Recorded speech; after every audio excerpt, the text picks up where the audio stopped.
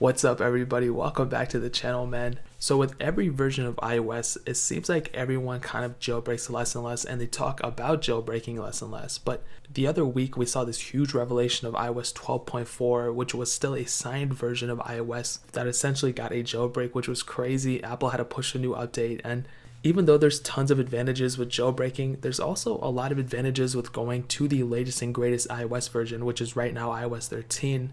But I want to tell you that with a lot of new updated features with iOS 13, you can mimic a lot of those and even beat them with a lot of jailbreak tweaks. Now that's only feature-wise. There is a huge advantage with going with iOS 13 or even future versions of iOS and not jailbreaking your device, but I'll get into that in a second. But if it was me, I would probably pick a jailbroken iPhone over an up-to-date iPhone in my opinion, but also I can see the other side as well.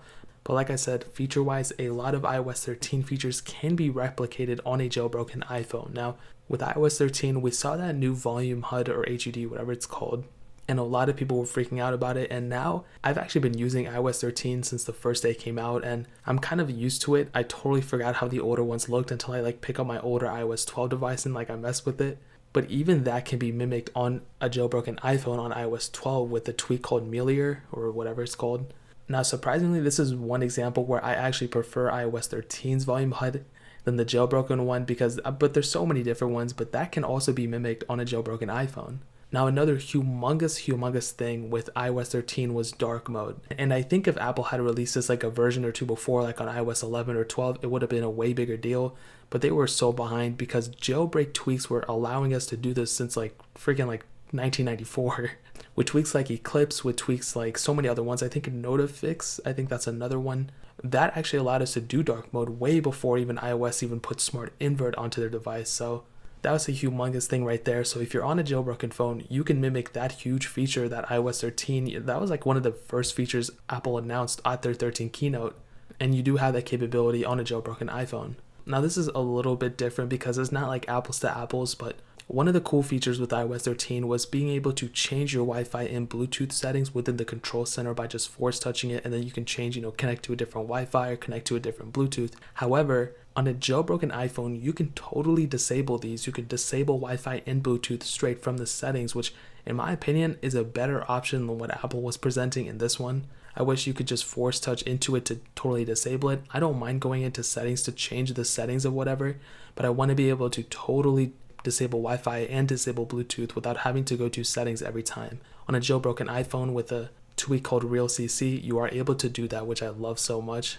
Now in iOS 13, another super dope feature was the download manager within Safari, and I actually use that all the time. I'm not gonna lie, whenever I do download whatever, I can easily be able to manage my downloads through Safari and even open them within the Files app to save for later, and I love that so much. But you do have that same type of capability on a jailbroken iPhone as well with a tweak like Safari Plus. You can have those same download features and everything, but the way cooler thing is that you can actually go and enable so many more features within it, and I'm showing you guys on the screen. It's crazy how many more features you have on a jailbroken iPhone, even just for a specific app like Safari that you don't necessarily have even on the most up-to-date version of iOS, which is so crazy.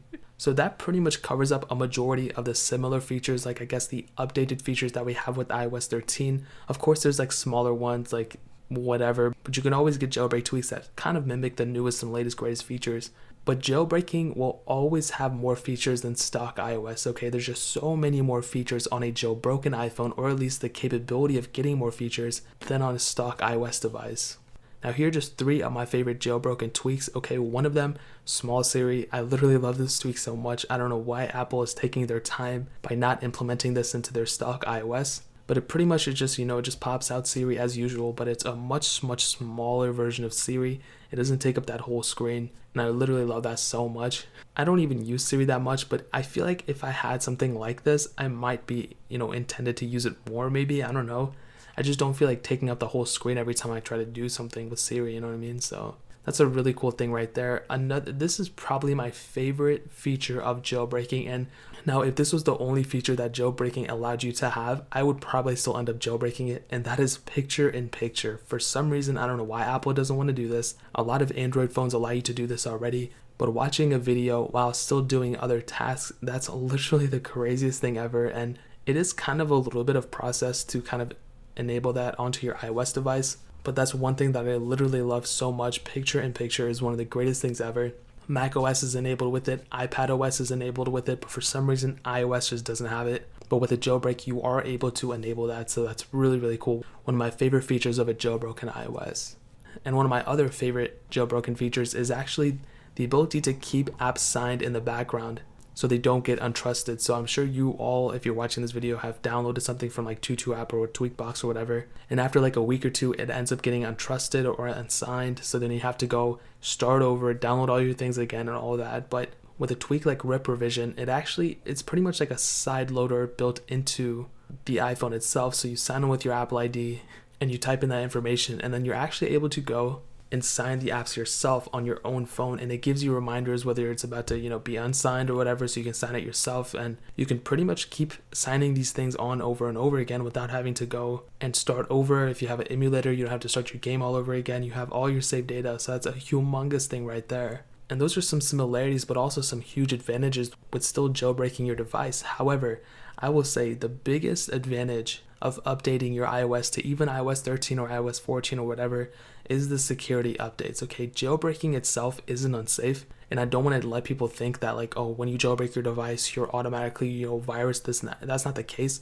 But sometimes people confuse that with installing certain tweaks that can cause problems, because that's happened before. Jailbreaking, like installing Uncover or whatever, that's not bad, but there are some developers out there who have like no credibility. They'll just like post random stuff, and sometimes they might even like push a certain bug into that tweak that might mess up your device or whatever the case is. That's just that one specific developer. It's not jailbreaking as a whole. As long as you download the specific safe versions of whatever tweaks you're doing and that are trusted, you'll be perfectly fine. But updating iOS versions to the next version or most up to date also means updating your security of that device as well, which is a huge reason to update iOS in my opinion. So ultimately, both have their pros and cons, either jailbreaking on iOS 12.4 or whatever version and updating to iOS 13 or the newest version at the time of whenever you're watching this video.